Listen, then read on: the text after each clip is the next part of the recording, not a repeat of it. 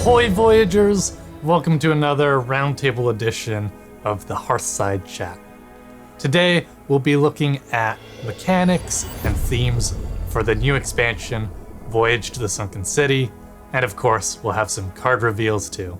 I'm your host, John McIntyre, and I had the privilege of being the set lead on this expansion. Today, we're joined by an incredible crew. Let's give a quick hello. Hey there, I'm Valerie Chu, Senior Narrative Designer, and thanks for joining us today. What's up, everybody? I'm Leo Robles Gonzalez, card designer on the Hearthstone team. I'm stoked to be here again for another Hearthside Chat. Hey everyone, I'm Tiffany Chiu, concept artist. I'm excited to be talking about the new expansion. Voyage to the Sunken City tells the story of a band of adventurers as they explore the ruins of Zinajari. It's a city as dangerous as it is difficult to spell. And this is a classic adventure story filled with all the silly Hearthstone antics you'd come to expect. Val, can you tell us a little bit about the history of the Sunken City? Absolutely. 10,000 years ago, Zinajari was the center of the Night Elf capital, a glorious, shining treasure of a city. However, a catastrophe struck when the Great Sundering tore it apart, along with creating all the different continents of Azeroth. Following that event, Zinajari went to the bottom of the sea, along with all of its history and relics. But now, Ambassador Phelan, who formerly lived in Zinajari, is eager to revisit his home for his own personal purposes, and he has hired Innie Stormcoil and Sir Finley to help him do that and explore all the way down there. Here in this card, Bioluminescence, we can see Sir Finley taking in the sights under the sea. So bioluminescence can actually be found in one of the many environments we did for the Sunken City expansion. The art team was excited to do all of the ocean biomes, and it was one of the most content-heavy expansions we've ever done. There were the classic Zinajari ruins and the gardens, then there are the mysterious abyssal depths where you can find bioluminescence. There's also the trenches and the coral reefs, where we wanted to depart more from the typical blues and greens of the ocean. The trenches can be seen here in the Fires of Zinajari, and we use the city runes to really link all the environments together. The underwater setting is such a novel environment for us that it led to a bunch of inspiration for both, the biomes, but also for mechanics. One of the new mechanics is Naga, which is a new minion type. Val, can you tell us sort of the history of the Naga? Sure thing. But John, you know how that city was full of people?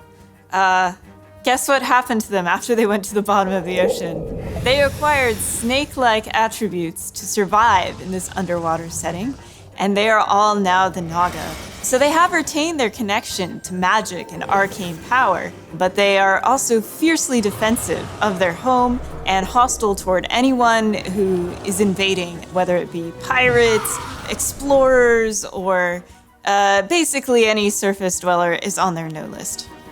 And we haven't done a new minion type that we supported an archetype for since all the way back with Elementals in Journey to Unguro. So Leo, can you tell us how the design team tackled this process? Yeah, I think when we create a new minion type, where we start is just by asking the question, how do they differ from other minion types and how do they have their own identity? Naga are all about spells and mastering the arcane. And so because of that, we took the opportunity to make Naga a minion type that cares all about spells and casting spells to power them up. I think with Elementals in Unguro, we established that they care about playing Elementals last turn to power them up. And now with Naga, what they care about is while you're holding them in your hand, you cast a spell to power them up. I think a great example is this new priest Naga called Handmaiden. Handmaiden asks you to, while she's in your hand, cast 3 spells, and in doing so, when you play her, you get to draw 3 cards from your deck. So with all the new exciting types of Naga that we have, the art team wanted to make sure that we don't just have a bunch of angry snake people, and we have a range of different personalities. So we wanted some Naga that were serious Naga, but we also wanted some silly Naga and some cute Naga. With Coral Keeper here, you can see how we use the setting to inspire a very unique character. So we've got Naga, and opposing them are the pirates and explorers who are exploring the city and searching for relics. We get to tell the story of this through the new keyword, dredge. Dredge allows the player to look at the bottom 3 cards of their deck and choose one to put on top. Leo, you were really involved in the iterative process to come up with this design. Can you give us a little bit of background? Definitely. From the very beginning of the design process, we really like this idea of your deck kind of being like the ocean, where the top card is the surface level and the bottom card is the sea floor. I think that idea spawned the mechanic of dredge, where you're kind of digging up treasure all the way from the bottom of the ocean all the way to the top where you can play them. Previously, we've never had a whole mechanic geared around the order of your deck. We've maybe had like a handful of cards. So for most of the time in Hearthstone's existence, really drawing from the top or the middle or the bottom of your deck, they were all kind of the same. Like you don't know what's coming next. But with dredge, you have a way to influence what's coming next, right? You get to put something at the top of your deck to have a more consistent draw. But not only that, another cool aspect is you have this little pocket of 3 cards at the bottom of your deck that you can revisit with later dredges if there's maybe some really strong spell that you don't need right now but you could use later. And so what we did is we created a cycle of cards called the Ajaran Treasures. Here's an example right here. Ajaran Gardens, a new druid spell that gives all minions in your hand a buff and puts the Sunken Gardens at the bottom of your deck. And if you manage to get that and play it, it gives your minions everywhere that same buff. Really powerful card, and it going to the bottom of your deck gives you a really sweet piece of treasure to try to dredge up to the top of your deck. The treasures are also great because they really capture that feeling of Zinashari during its glory days. It's almost like you can go to a museum, but play with all the exhibits yourself and wield that priceless power. Yeah, I love when a story can be told through a card. And here it's a story being told through multiple mechanics interacting. Tiff, can you talk a little bit about the art's approach to communicating sunken cards? For sure. So with such a unique mechanic from design, we wanted to make sure that when players did dredge a card from the bottom of their deck, it felt really powerful and really fun to play. We wanted to make it look really ancient as well. So we have these treasures with cracks and they're kind of worn, but they have this powerful blue magic inspired from the ocean. And they look really powerful and invincible. Yeah, I love the bright blue magic that the Ajaran treasures gained from being in the ocean.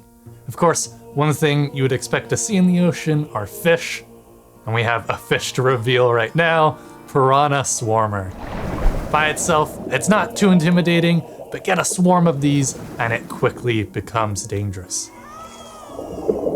Piranha Swarmer is a collectible card, but we're going to be making a lot of cards that generate Piranha Swarmers. Let's look at one now, Schooling. This will help you start assembling that swarm. Tiff, I know on the art side of things, we did something kind of different for these cards. Yeah, so with schooling, players are adding a bunch of fish into their hands. And the art team saw this as an opportunity to add a bunch of color into the otherwise blues and greens of the ocean. So you're adding not just regular piranhas to your hand, but piranhas of many different colors. We have our small critters, the piranhas. We also have colossal critters through our colossal minions. Let's look at the colossal minion from the cinematic. He's big, he's mean, he's crabby, he's Krakatoa. Krakatoa comes with 2 claws, and he increases their attack. Leo, colossal minions are just so insane. How did you all design these minions? Yeah, I think Colossal started with the question that actually you, John, proposed of what does it mean to have a giant minion, like these huge sea monsters? How do we convey a minion that's bigger than other minions in Hearthstone?